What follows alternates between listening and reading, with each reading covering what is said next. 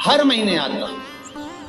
जब आपके हृदय में कभी कोई बात आ जाए कि बाबा आज मेरा मन ये कह रहा है और आपको सुनना है बाबा, आपको स्वीकारना है बाबा, आपको मेरे मन की बात जानना है बाबा, बस हाथ में चंदन लगाया, बेलपत्री का भाग इस तरह से पकड़कर शिव जी से अपने हृदय की बात कहकर, मेरे देवाधिदेव महादेव से दिल से कहकर, अशोक सुंदरी वाली जो जगह होती है, आपको बताया है अशोक सुंदरी का जो स्थान होता है, ये शिवलिंग या अशोक सुंदरी की जगह, इस बेलपत्र को अशोक सुंदरी वाली जगह पर जहाँ शिवलिंग है, शिवलिंग की साइड पर पहले नंबर की पत्ती का मुख होना चाहिए, बस उसको रख दीजिए और उस पर थोड़ी देर हाथ रखकर अपने हृदय की बात मेरे महादेव को दिल से कहकर आ जाइए।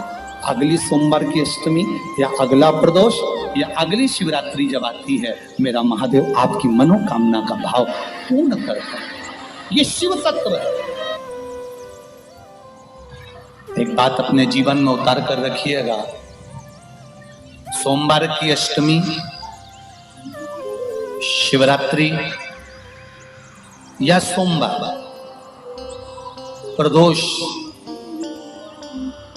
बन सके तुम्हारे पास में शिवालय हो या बेलपत्री का वृक्ष हो,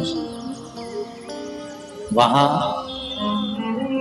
दीप दान अवश्य करना चाहिए। अब एक बात का स्मरण आपको रहे थोड़ा सा, अगर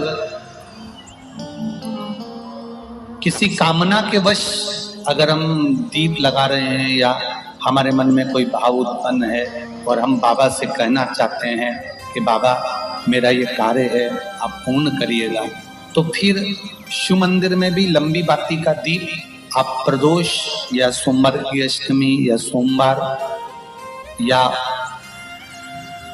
आप शिवरात्रि को बाबा से निवेदन कर कर लगा सकते। हाँ, विशेष जब कोई एक बहुत बड़ी बात हो और आपके कार्य में कहीं अटकल हो रही हो, तो एक ही दीप में दो बाती, शिव और शक्ति, लंबी बाती बनाई, शिव और शक्ति के नाम से दो बाती एक साथ एक दीप में भी लगा सकते। पर कब?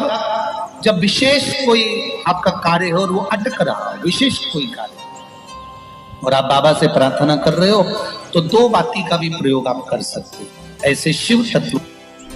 शंकर भगवान को धतूरा कब चढ़ाना चाहिए उसका विशेष ध्यान रखें। जैसे शिवरात्रि है, प्रदोष है, या सोमवार है, या कोई विशेष आपका उत्सव है, तो आप शिव जी को धतूरा चढ़ा सकते हैं। या विशेष कोई बीमारी ऐसी लग गई है या विशेष कोई तकलीफ ऐसी हो गई है जिसका निवारण नहीं हो रहा, तो आप धतूरा चढ़ा सकते। धतूरा चढ़ाने का भी एक क्रम है। हल्दी में भिगोकर धतूरा चढ़ाया जाता है लक्ष्मी के लिए। चंदन में भिगोकर धतूरा चढ़ाया जाता है आयु की वृद्धि के लिए। अबीर एक सफेद कलर का बॉर्डर होता है, अबीर, गुलाल जो होती है, गुलाल में अबीर डलता है, चमकदार, आपने देखा होगा अबीर।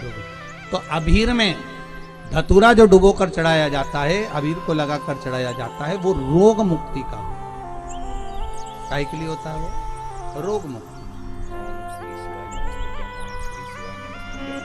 रोग की मुक्ति।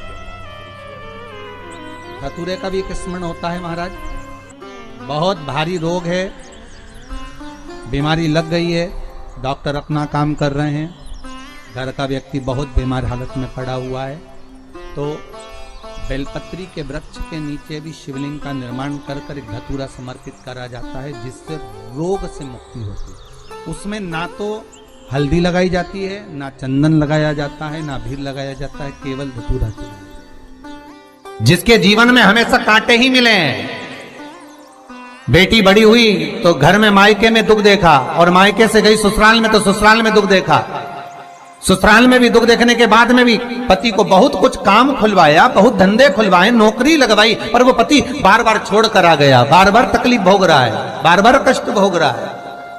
फिर थोड़े दिन काम करता है, थोड़े दिन छूट जाता है, फिर व्यापार में बढ़ता है, फिर छूट जाता है, फिर कोई दुकान खुल गई, थोड़े दिन अच्छी चली, फिर वापस वहीं घर पर आकर बैठ गया। अर्थात उसके जीवन में वो शूलता चल रही है। तो बाबा देवाधिदेव महादेव कहते हैं ये 3 घड़ी, 3 पल, 3 नक्षत्र, 3 समय, 3 दिन में जो शूल मुझे समर्पित करता है उसके जीवन से मैं शूल हटा देता हूं। वो 3 दिन लिखे स्कंद पुराण में।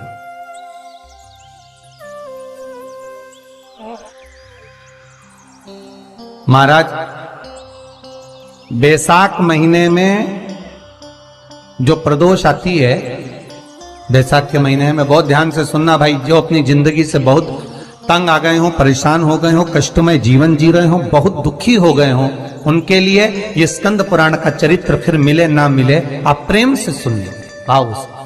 पहला, बैसाख महीने की प्रदोष, चाहे वो शनिचरी प्रदोष हो, चाहे रविवार की हो, सोमवार की हो, मंगल की हो, बुधवार की हो, गुरुवार की हो, शुक्रवार की हो, शनिवार की हो, कोई भी वार की हो, पर बैसाख महीने की प्रदोष, प्रदोष काल में शाम का समय सूर्य डूब रहा हो, बस डूबा ही हो, और उस समय पर सूर्य के डूबन के तुरंत बाद बाबा को धतूरे के साथ में बेलपत्री ना चढ़ाते हुए बेलपत्री के वृक्ष के 7 कांटे बाबा के शिवलिंग पर समर्पित करे जाते हैं महाराज, अपनी जिंदगी में अड़चनों को हटाने के लिए। फिर आप जिस व्यापार में उतरे, जिस व्यवसाय में उतरे, जिस नौकरी में उतरे, आप दिल से करें, आपको तरक्की मिलेगी। आप हार नहीं सकते, नीचे नहीं आ सकते, उन्नति पर ही चढ़ेंगे। एक वैशाख मास की प्रदोष, दूसरा शिवरात्रि के दिन मध्याह्न का समय। महाराज जो बड़ी शिवरात्रि होती है माघ की, बड़ी शिवरात्रि के अंतर्गत मध्याह्न का समय, दोपहर के ठीक 12 बजे, चाहे फिर वो कोई भी दिन हो महाराज, शिवरात्रि जिस दिन पड़ रही हो,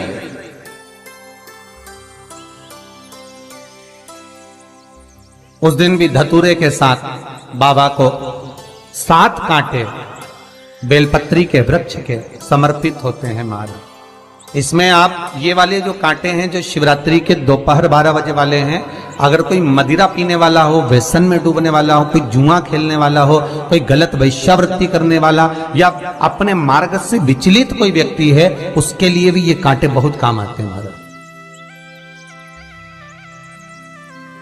दूसरा, पार्वती तेरे द्वारा तेरे नयन अश्रु से जो प्रगटा हुआ बेल का वृक्ष है, द्वितीय शूल मैं वहां धारण करता, तृतीय शूल, तीसरा शूल जो वर्णन करा गया महाराज, भगवान श्रावण के महीने में जो भी दूसरा सोमवार पड़े, जो भी पड़े, श्रावण के महीने का जो दूसरा सोमवार होता है, उस दूसरे सोमवार में रात्रि के समय पर, अर्थात शास्त्र अब घड़ी और पल का स्मरण करेंगे तो रात्रि के बजेंगे 10 से 12 बजे महाराज, 10 से 12 के बीच में धतूरे के साथ बाबा को शूल समर्पित होता है महाराज। ये भी हमारी बाधाओं को, हमारी तकलीफों को, व्यापार व्यवसाय के लिए, नौकरी सर्विस के लिए, बहुत सारे एग्जाम में आप बैठ लिए, गवर्नमेंट एग्जाम के लिए बैठ लिए, नहीं हो रहा, ये 3 बार मेरे शंकर को बेलपत्री के वृक्ष के शूल समर्पित होते हैं, उसका आनंद पाना और उससे अपने को सुख प्राप्त करना।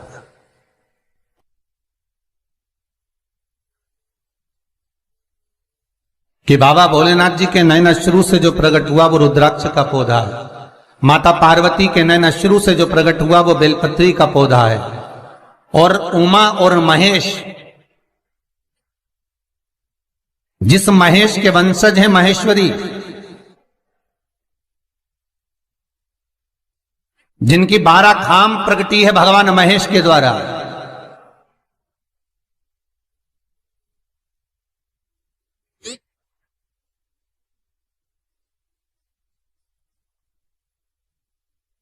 वो महेश उमा, उमा और महेश का जो चरित्र है कि उमा और महेश का जब प्रागट्य हुआ, उमा और महेश जब दोनों आनंद में विभोर होकर जब चलते हैं और दोनों के बैठने से तप मुद्रा से जो पौधा उत्पन्न होता है वो शमी का पौधा है।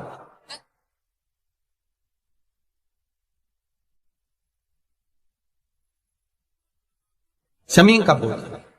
तो एक बात ध्यान रखिए, शिव जी के द्वारा जो निर्मित हुआ उसमें कोई शूल नहीं है, उसमें कोई कांटे नहीं है। पार्वती के द्वारा जो निर्मित हुआ बेलपत्री का पौधा, उसमें कांटे हैं। और पार्वती के मिलन से भी जो उत्पन्न हुआ है शंकर के साथ में, उसमें भी कांटे हैं।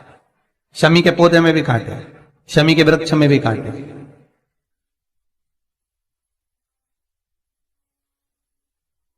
तो पार्वती जी स्कंद पुराण में प्रश्न कर रही हैं भोलेनाथ जी से कि प्रभु मुझे ये बताओ कि आपके द्वारा जो निर्मित हुआ उसमें शूलता नहीं है, पर मेरे द्वारा जो निर्मित हुआ उसमें शूल क्यों आया है, उसमें कांटा क्यों आया है? थोड़ा सा माताओं, मेरी जीजियों, आपको थोड़ा बुरा तो लगेगा इस प्रसंग को सुनकर, पर लग जाए, पर आज कथा निकली है तो सुन लो है कि शिवजी जिस रुद्राक्ष को उत्पन्न कर रहे हैं उसमें शूलता नहीं है, पर पार्वती जी जो संग में मिली हैं उसमें भी शूलता है, और पार्वती के द्वारा जो प्रकट हुआ बेलपत्र उसमें भी शूलता है। तो भगवान महादेव बोलते हैं, पार्वती मैं तुझे कुछ कहूं और कहने पर तुझे तेरे हृदय में कोई बात चुभे, शूल लगे तो मुझे ठीक नहीं लगेगा। नहीं नहीं नहीं, आप कहिए प्रभु, मैं सुनने के लिए तैयार हूं, आप तो बोलो कि कारण क्या है। भगवान कहते हैं, पार्वती बस अंतर इतना है, नारी का जो स्वभाव होता है, स्त्री का जो स्वभाव होता है, उसके हृदय में छोटी छोटी बात के शूल बहुत होते हैं।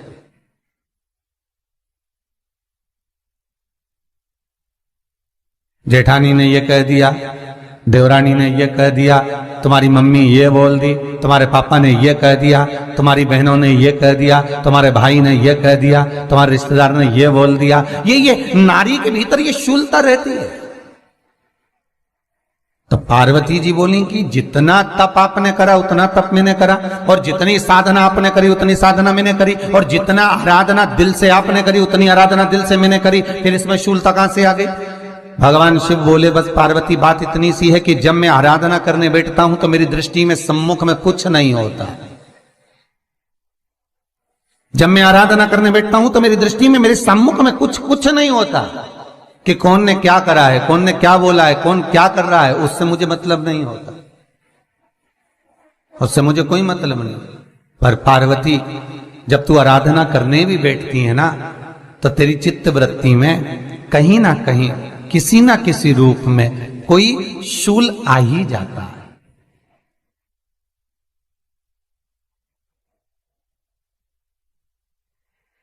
कई माताओं की आदत देखी साहब, भगवान की सेवा करने बैठी है तो भी भीतर थोड़ा सा शूलता भरी हुई है। महाराज बताओ, इतने सारे भगवान इकट्ठे कर लिए, मैंने बोला था बहू से कि वहां रख लेती है, बताओ इतने सारे यहां पर लाकर रख दिए हैं, अब इसकी सेवा करना पड़ रही है, अब ये करना पड़ रहा है। प्रसाद लेने के लिए रसोई घर में गई, भगवान का भोग लगाने के लिए, तो उसमें भी शूलता आ गई। इतने घंटों से मैं सामान ढूंढ रही, फ्रिज में मिल ही नहीं रहा, मैंने रख के गई थी, भगवान जाने कहां चले गए। भगवानों को वस्त्र पहना रही है तो शूलता है। अलमारी का ड्रॉज खोला, इसमें मैंने सामान रखा था, ना जाने भगवान का श्रृंगार कहां चले गया, कौन ने हाथ लगाया, फिर शूलता आ गई। भोजन करने बैठे तो शूलता है, कोई कार्य के लिए जा रहे हो तो शूलता है।